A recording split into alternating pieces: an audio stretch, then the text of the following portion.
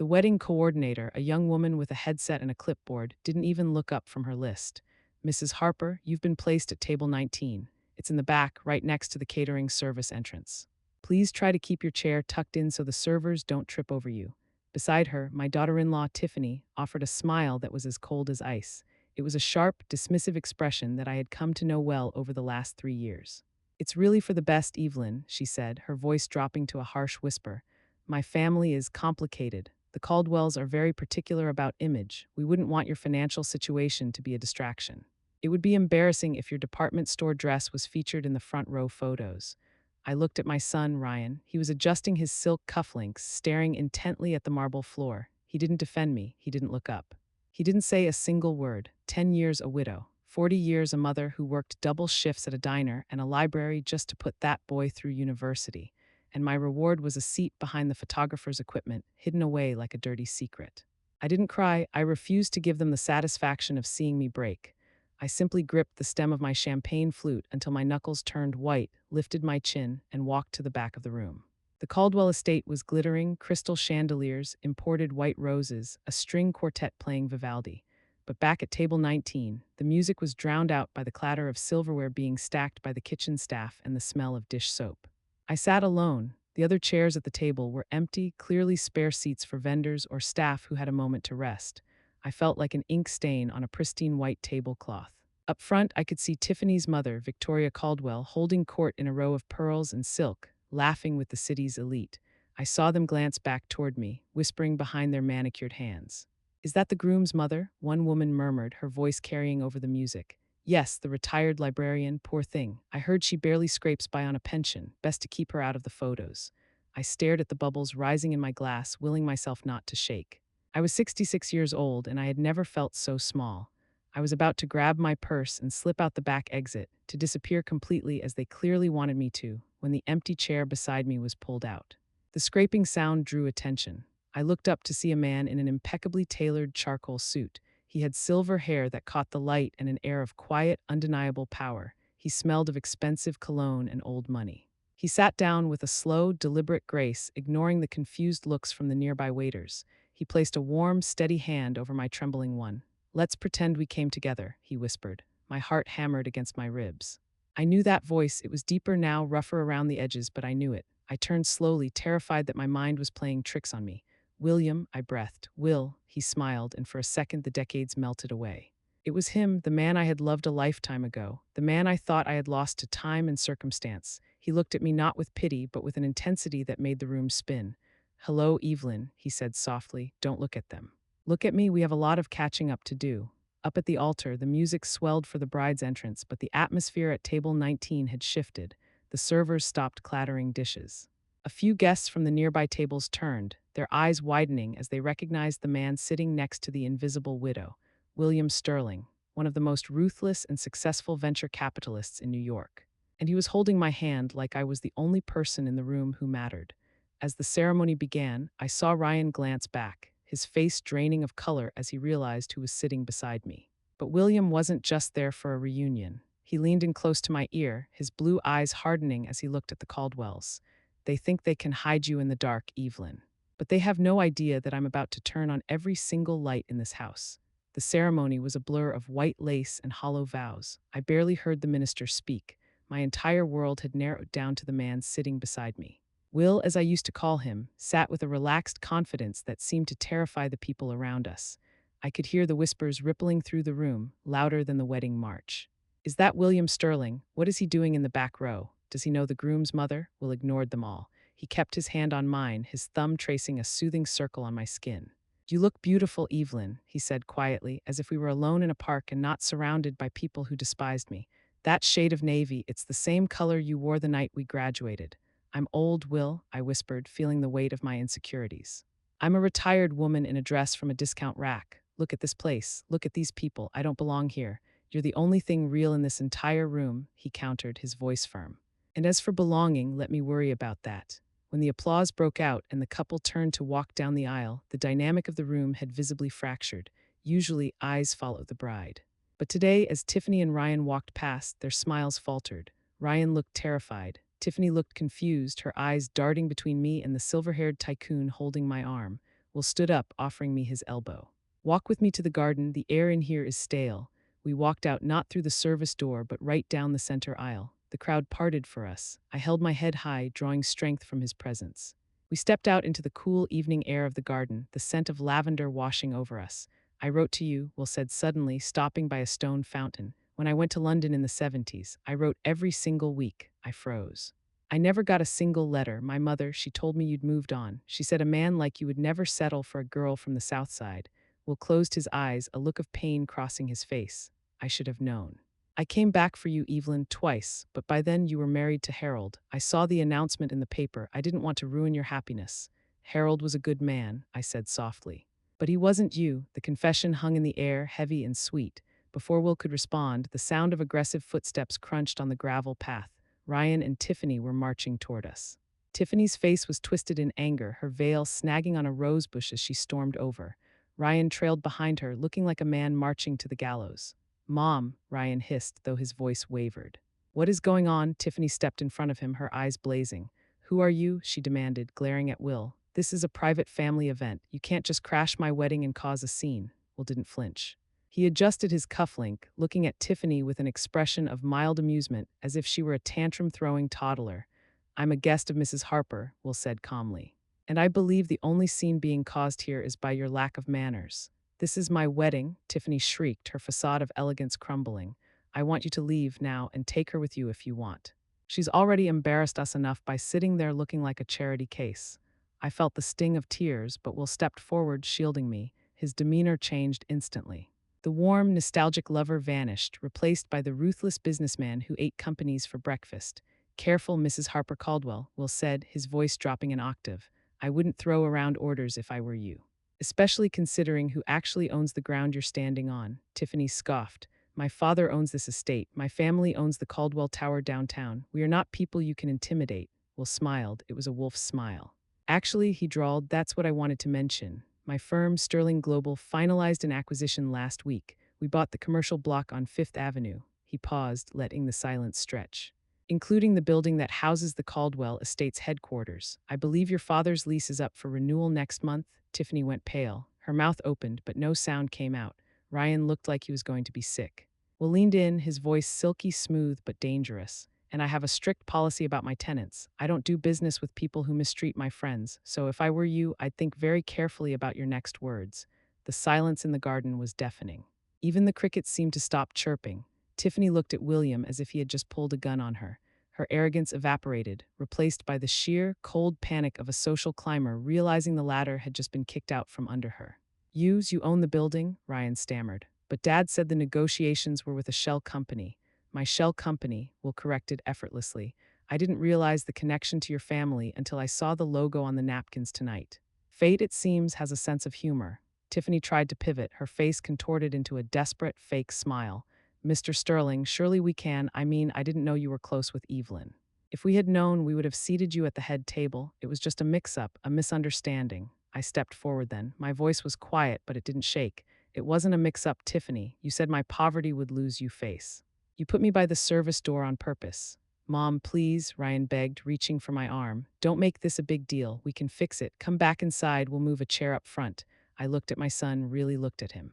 I saw the fear in his eyes, but it wasn't fear of losing me. It was fear of losing his wife's approval, and now fear of losing his family's business stability. No, Ryan, I said. I think I'm done being moved around like furniture. I turned to Will. Take me out of here, please. With pleasure, Will offered his arm. Wait, you can't just leave. Tiffany cried out, panic rising in her voice. The family photos. What will people say if the groom's mother leaves before the cake is cut? I stopped and looked back over my shoulder. Tell them I went to find a seat where I actually belong. We walked away, leaving them standing amidst the smell of expensive flowers and impending financial doom. We didn't stop until we reached Will's car, a sleek vintage Jaguar that hummed like a beast. He opened the door for me, and as I slid into the leather seat, I felt the first real breath of freedom I'd had in years. We drove in silence for a while, the city lights blurring past us. Will didn't take me home. He took me to a quiet Italian restaurant by the river, Luigi's. It was the same place we used to go 50 years ago. When we walked in, the host tried to lead us to a center table, but Will shook his head. The corner table by the window, he said. She likes to watch the moonlight on the water. I looked at him, stunned. I remember everything, Evelyn. Over lasagna and red wine, we didn't talk about the Caldwells or the building or the money. We talked about the books I taught, the students I saved, the long nights I spent caring for Harold when he got sick. Will listened, truly listened, in a way Ryan never had. I spent my life building an empire, Will said, twirling his wine glass. I have money, power, connections, but I never married. I never found anyone who looked at the world the way you did. Tonight, seeing you sitting there with so much dignity while they tried to crush you, it reminded me of why I fell in love with you in the first place. My phone buzzed in my purse. Then again and again, it vibrated against the table like an angry insect. I glanced at the screen. 7 missed calls from Ryan, 3 lengthy text messages from Tiffany. Mom, where are you? You need to come back. Do you know who he really is? You have to fix this. Will noticed my hesitation. They're starting to sweat, he noted dryly. The Caldwells are realizing that their lease renewal is entirely in the hands of the man who just walked off with the woman they humiliated. I don't want to play games, Will, I said. I just want respect, and you shall have it, he promised. But respect is rarely given freely by people like that. Usually it has to be taken. My phone buzzed one more time. This time it wasn't Ryan, it was an unknown number.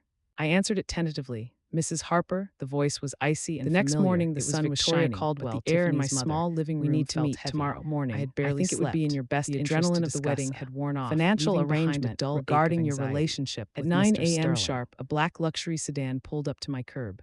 My neighbors peeked out from behind their curtains as Victoria Caldwell stepped out. She looked entirely out of place on my street, wearing a cream cashmere coat and heels that cost more than my car. I opened the door before she could knock. Victoria, Evelyn, she said, breezing past me into the house without an invitation. She scanned my living room, her eyes lingering on the worn armchair and the old family photos. It was the look of an appraiser deciding that everything she saw was worthless. Charming, very quaint. What do you want? I asked, not offering her tea. She sat on the edge of the sofa, placing her designer bag on the table.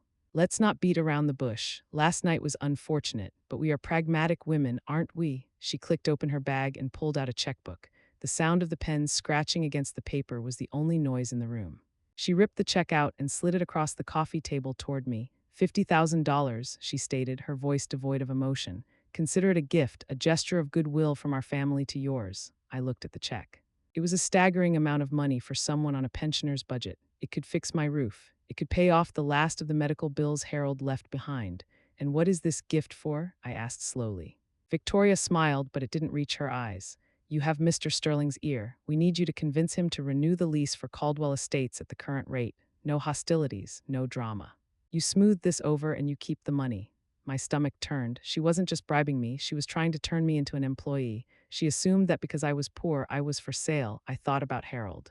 He used to say, Evelyn, dignity is the one thing you own that no one can foreclose on. I reached for the check. Victoria's smile widened, triumphant. She thought she had won. You think this is what I'm worth? I asked softly. It's a lot of money, Evelyn. Don't be foolish. Think of your future. I stood up, holding the check between my fingers. My future isn't for sale, Victoria, and neither is my self-respect. With a slow, deliberate motion, I tore the check down the middle. Then I tore the halves again. I dropped the confetti of expensive paper onto the saucer of her unused teacup. Victoria stood up, her face flushing a blotchy red. You are making a massive mistake. You think William Sterling cares about you? He's using you to get leverage on a business deal. Once he gets what he wants, you'll be back in the back row and you'll have nothing.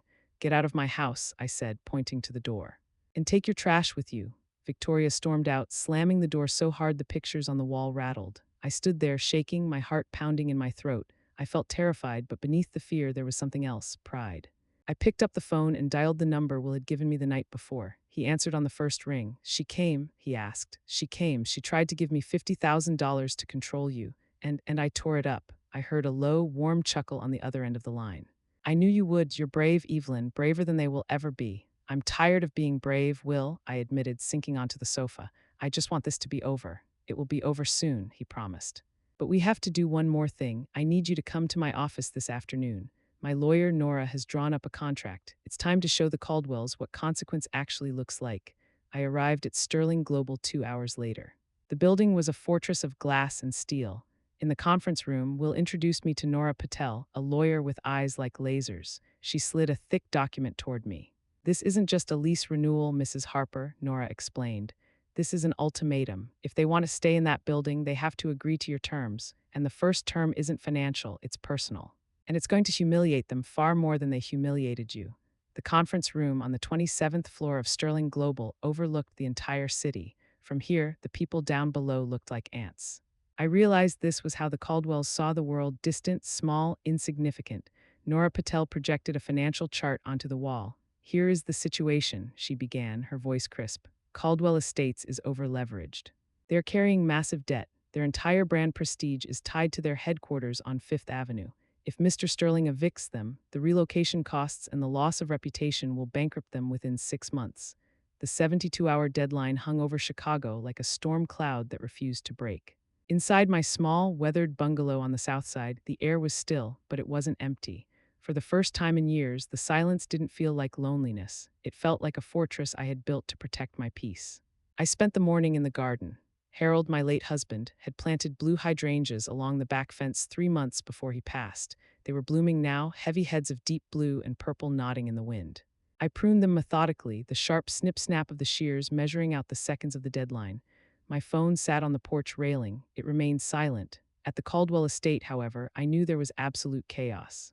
William had told me that Nora Patel, our attorney, had received 3 frantic emails from the Caldwell estate's legal team trying to negotiate. They offered money. They offered a private apology behind closed doors. They even offered to name a conference room in their new building after me. They offered everything except the one thing I had asked for: public accountability. Around noon, a car pulled up to my curb. It wasn't Ryan and it wasn't Victoria. It was a courier. He handed me a thick, cream-colored envelope. Inside was a letter from Ryan, handwritten on his personal stationery. I took it inside and sat at the kitchen table, my hands trembling slightly as I slit the envelope open. "Mom," it began, his handwriting familiar yet rushed. "I know you are hurt. I know we made a mistake, but you are asking us to destroy ourselves. If we do this public apology, the investors will see us as weak. The board will lose confidence in Tiffany's father. Tiffany hasn't stopped crying for 2 days. She's terrified. Please, for the sake of your future grandchildren that we hope to have one day, call Mr. Sterling off. Let us handle this within the family." I read the letter twice. Then I set it down next to my cold cup of tea. He was still doing it. He was using the promise of future grandchildren, children who didn't even exist yet, as leverage to silence me. He wasn't worried about my dignity. He was worried about his stock price. He wrote about Tiffany's tears, but he had watched me hold back tears in row 14 without blinking an eye. I didn't call him. Instead, I went to the hallway closet and pulled out a box I hadn't touched in a decade. It was full of old home movies and photo albums. I opened one from Ryan's 7th birthday. There he was, grinning, missing a front tooth, hugging me so tight his little arms looked like they might snap. "I love you, Mom," he had said that day. "You're my best friend." I traced the face of the little boy in the photo. That boy was gone. The man who replaced him had been molded by a world that valued appearance over substance. If I gave in now, if I let him off the hook one more time, I wouldn't be saving him. I would be enabling the very selfishness that had erased his kindness. To love him truly, I had to let him fall. I picked up my phone and texted Will. "Ryan sent a letter. He's begging, but he's not learning." Will's reply came instantly. "The hardest lessons are the ones we have to learn in front of an audience. Stay strong, Evelyn. The clock runs out tomorrow at noon." That night, sleep was elusive. I lay in bed listening to the wind rattle the window pane. I imagined the conversations happening in the Caldwell household, the shouting, the blaming, the panic. It brought me no joy to imagine my son in distress, but it brought me a grim sense of necessity. Like setting a broken bone, the pain was required for the healing to happen correctly. I fell asleep holding Harold's pillow, whispering a prayer into the dark. "Give him the courage to be humble, Harold." Just this once, the next morning, with only 1 hour left before the deadline, my phone finally rang. It wasn't Ryan. It wasn't Tiffany. It was a number I didn't recognize, appearing on the screen as private caller. I picked up, expecting a lawyer. Instead, a voice whispered on the other end, terrified and hushed. "Mrs. Harper, it's Sarah, the wedding coordinator, the one who seated you. I have something you need to know before you sign anything." I gripped the phone, my heart skipping a beat. "The wedding coordinator? Sarah, why are you calling me?" Her voice was shaking, barely audible against the background noise of what sounded like a busy coffee shop. "I signed an NDA, Mrs. Harper, and I could lose my job for this, but I haven't been able to sleep. I saw the rumors online about what's happening with the lease." "Go on," I said, my voice steady despite the sudden chill in the room. "It wasn't just a mix-up," Sarah whispered, "and it wasn't just Tiffany or her mother. When I was setting up the seating chart the morning of the wedding, I asked your son where to put you. I assumed the head table. But Ryan," he looked at the chart, then looked at Victoria Caldwell, and he took the pen from my hand. The air left my lungs. "Ryan, he crossed your name off the main table," Sarah said, her voice trembling. "He said, put her in the back. If she sits up front, Victoria is going to make my life hell for the next 10 years about her clothes. Just hide her so I don't have to deal with the drama. I closed my eyes, tears hot and sharp pricked at the corners. I had blamed Tiffany. I had blamed Victoria. But my own son, the boy I had raised to be brave, had been the one to hold the pen. He hadn't just been passive, he had been an active participant in my erasure. He chose his comfort over my honor. Thank you for telling me, Sarah, I managed to say. You didn't have to. I did, she said. I have a mother, too. I couldn't watch them spin this as an accident anymore. The line went dead. I sat there, the phone slipping from my hand onto the sofa. The betrayal felt physical, a heavy stone sitting in my chest. He had sacrificed me to keep the peace with his mother-in-law. At 11:55 a.m., 5 minutes before the deadline, the official email came through to Nora Patel. Will forwarded it to me immediately. Acceptance of terms. Attached, signed agreement and draft of public apology. They had folded. They were going to do it, but the victory felt ash gray in my mouth. I wasn't just fighting a greedy landlord or a snobby in-law anymore. I was preparing to watch my son apologize for a sin I now knew was his idea. I went to the bathroom and splashed cold water on my face. I looked at the woman in the mirror. She looked tired, yes, but her eyes were flinty. I wasn't going to let this break me. If Ryan had been the one to hide me, then Ryan would have to be the one to see me. William picked me up an hour later to go over the logistics for the gala. When I got into his car, he took one look at my face and knew. What happened? He asked gently, not starting the engine. He did it, I said, looking out the window at the familiar streets of my neighborhood. Ryan moved my seat, the coordinator told me. Will was silent for a long moment. His hand found mine, warm and rough. Does that change what we do tomorrow? I turned to look at him.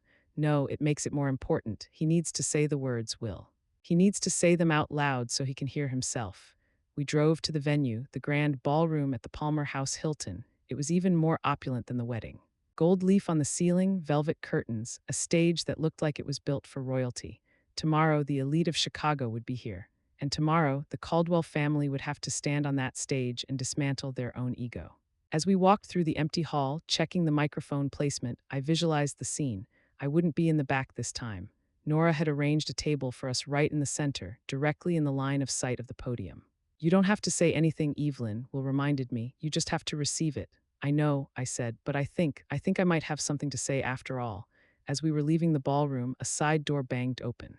Ryan came running in, breathless, his tie undone. He spotted us and sprinted across the empty dance floor. He looked frantic, his eyes wild. Mom, wait, you can't let them do this speech tomorrow. You don't know what Victoria is planning to do once she gets the microphone.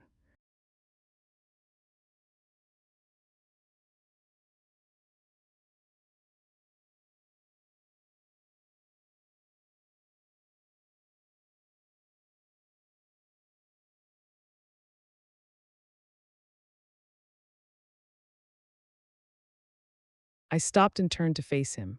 Ryan skidded to a halt a few feet away, panting. He looked smaller than I remembered, stripped of his usual arrogant polish. What are you talking about, Ryan? I asked calmly. Victoria, he gasped.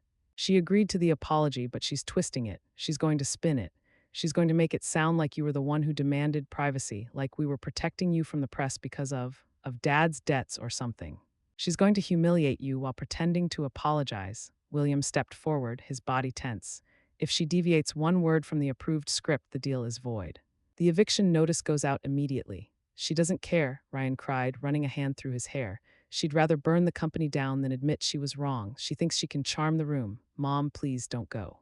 If you're not there, she can't target you. I looked at my son. For the first time, I saw the terror in him. He wasn't trying to save himself this time. He was trying to save me. It was too little, too late, but it was there. I'm going, Ryan, I said. Mom, she'll destroy you up there. No, I corrected him. She will try and she will fail because the truth has a weight that lies don't have. I stepped closer to him. And you? What will you do when she starts lying? Will you stand there and nod, or will you finally be my son? Ryan stared at me, his mouth opening and closing. He didn't answer. I turned and walked out of the ballroom, leaving him standing alone in the echoes of the empty room. The night of the gala arrived in a blur of camera flashes and tuxedos. I wore a gown Will had helped me pick out, a deep, regal emerald green that made my silver hair shine. I held my head high as we entered. The room quieted as we walked to our table. The whispers were audible. That's her. The mother, she looked stunning. I heard she used to be a school teacher. We sat. The lights dimmed. The program began. I barely heard the opening speeches. My eyes were fixed on the Caldwell table. Victoria was there, looking like a hawk in diamonds. Tiffany was pale and shaking. Ryan was staring at the tablecloth. Finally, the host announced them. And now, a special address from the leadership of Caldwell Estates. Tiffany's father, Tiffany, and Ryan walked onto the stage. Victoria followed, taking the center microphone. She smiled, that shark-like smile I knew so well.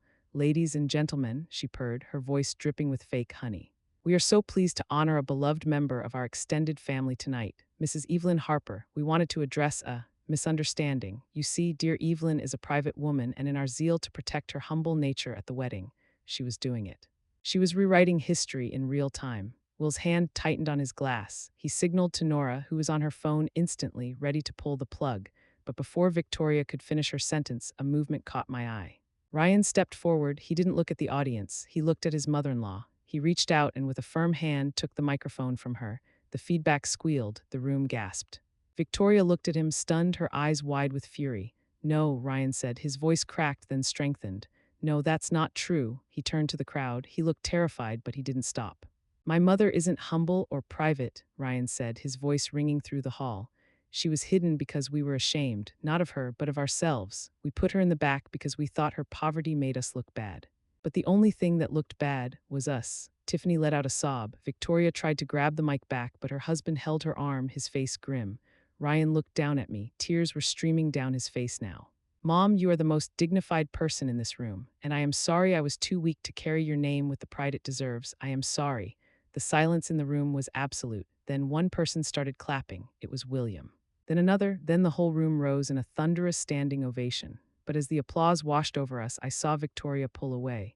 She stormed off the stage, her face twisted in hate, and as she passed our table, she leaned in and hissed a final threat that the cameras didn't catch. "You think this is over? I know about the debt Harold left you, and I know about the second mortgage. I will take your house, Evelyn, watch me." The applause was still ringing in the air, but Victoria's whisper had turned my blood to ice. The second mortgage, how did she know? Harold's illness had been expensive. We had burned through savings, insurance, and eventually, we had taken a quiet, predatory loan against the house just to pay for the experimental treatments in his final months. It was a secret debt, one I had been chipping away at with my pension, but it was massive. If Victoria bought that debt, if she used her connections to call it in immediately, I could lose the only home I had left. Will noticed my pallor instantly. "Evelyn, you're shaking." "She knows," I whispered, clutching his arm. "She knows about the house loan. She's going to foreclose on me, Will. She's going to take the house." Will's expression didn't change. He poured me a glass of water, his movements calm and deliberate. "Drink this." "Will, you don't understand. It's a private lender. If she buys the note—" "Evelyn," he interrupted, his voice cutting through my panic. "Look at me." I looked into his blue eyes, the only steady thing in a spinning world. "Do you really think," he said softly, "that I would enter a war without knowing every inch of the battlefield?" I stared at him. "What do you mean?" He reached into his tuxedo jacket pocket and pulled out a folded piece of paper. It wasn't a contract, it was a bank document. Stamped in red ink across the front was a single word, "paid." "I bought the note 3 weeks ago," Will said, shrugging as if he were talking about buying a newspaper. "When Nora did the background check on your finances, we saw the lay-in. I cleared it. The title deed is in your name, free and clear. It's been sitting on your kitchen counter in the pile of mail you haven't opened yet." I covered my mouth, the sob escaping before I could stop it. You paid off the house." "Harold was a good man," Will said, his eyes misting slightly. "But he left you with a burden you shouldn't have had to carry alone. Consider it back rent for all the olives I stole from your salad in 1972. The relief was so profound I felt lightheaded. Victoria had no leverage. She had nothing. On stage, the scene was dissolving. Ryan was hugging Tiffany, who was weeping openly. Her father looked defeated but relieved that the PR nightmare was over. Later that night, after the gala, we went to a diner, a greasy spoon on the outskirts of the city where the elite would never be caught dead. I sat in a booth in my emerald gown, eating fries with the billionaire who had saved my life. "So," Will said, dipping a fry in ketchup, "the dragon is slain, the prince has apologized, the castle is safe. What happens now?" "Now," I smiled, feeling a freedom I hadn't felt in 40 years. "Now I think I need a vacation." My phone buzzed. It was Ryan. "Mom, can we talk? Just us. No lawyers, no wives, just you and me. I'm outside your house. I'll wait as long as it takes." I showed the text to Will. "Go to him," Will said. "He stood up tonight. That deserves a hearing." I went home. Ryan was sitting on my porch steps, still in his tuxedo, his head in his hands. When he saw Will's car pull up, he stood. He looked exhausted, stripped of all his defenses. I walked up the path. "Ryan, I meant it," he said, his voice hoarse. "Every word. I don't care about the company anymore. I don't care about Victoria. I missed you, Mom." I looked at my son. "It wasn't a perfect fix. Years of neglect don't vanish in a night, but the wall was down. Come inside, I said, unlocking the door. I'll make tea. We have a lot of work to do. We talked until dawn. For the first time, he listened. But as the sun came up, I realized something. I had fought so hard to be respected in his world, I had forgotten that I had my own life to live. I looked at Ryan sleeping on my old sofa, and then I looked at the brochure Will had left on my table.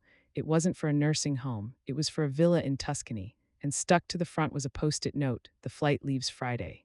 One way, you coming? The O'Hare Airport terminal was buzzing with the chaotic energy of departures. I stood at the gate, a single suitcase by my side. I wasn't wearing the navy dress from the wedding, nor the emerald gown from the gala. I was wearing comfortable linen pants and a white blouse, a straw hat in my hand. Ryan stood there with me. He looked sad, but he wasn't begging me to stay. He was holding a bag of duty-free chocolates he'd bought for me. You're really going, he said. Italy for how long? As long as it takes to eat all the pasta, I joked. Then I softened. I don't know, Ryan, maybe a month, maybe a year. I've spent my whole life here waiting. Waiting for Harold to get better, waiting for you to call, waiting for permission to be happy. I'm done waiting. He nodded, swallowing hard. I'll visit. Tiffany wants to visit too, eventually. She's starting therapy next week. She says she needs to figure out why she needed to make someone else small to feel big. That's good, I said. Tell her I hope she finds what she's looking for. And William? Ryan glanced over at the ticket counter where Will was arguing jovially in Italian with the attendant. Is he? Are you too? We are two old friends seeing the world. I smiled, though my heart gave a little flutter. And whatever else happens, happens. I'm not defining it, I'm just living it. I hugged my son. He held on tight like the little boy with the missing tooth. I love you, Mom. I'm sorry it took a war for me to see you. I love you too, I whispered. Take care of the hydrangeas while I'm gone. I walked toward the gate. Will was waiting, holding 2 passports. His blue eyes lit up when he saw me. Ready, Mrs. Harper? Ready, Mr. Sterling. As the plane took off, banking over Lake Michigan, I looked down at the city of Chicago. Somewhere down there was the Caldwell Estate, a place of cold marble and colder hearts. Somewhere was the high-rise where my son was learning to be a man. And somewhere was my little house with the paid-off mortgage and the blooming hydrangeas. But I wasn't looking back. I thought about the woman in row 14. The woman who sat by the service door, humiliated, clutching her champagne glass, thinking her life was over. I wanted to reach back through time and tell her, hold on. It gets better, you are about to find your voice. I looked at Will, who was already reading a guidebook on Florence. I looked at the clouds stretching out like a blank page before me. I wasn't in the back row anymore. I wasn't even in the audience. For the first time in 66 years, I was the one writing the script. Outro to camera, and that is where we leave Evelyn, somewhere over the Atlantic, flying toward a second chance she earned with her own courage. It's a reminder to all of us, you teach people how to treat you. If you sit in the back row, they will leave you there. But if you stand up, the world has no choice but to make room. If you are watching this and you feel small or ignored or disrespected by the people who should love you the most, please take this as your sign. Stand up, speak up. Your life belongs to you. What would you have done if you were Evelyn? Would you have forgiven Ryan? Would you have gone to Italy? Let me know in the comments below. And if this story moved you, please hit that like button and subscribe. It helps us share more stories of resilience and hope. Until next time, keep your head high.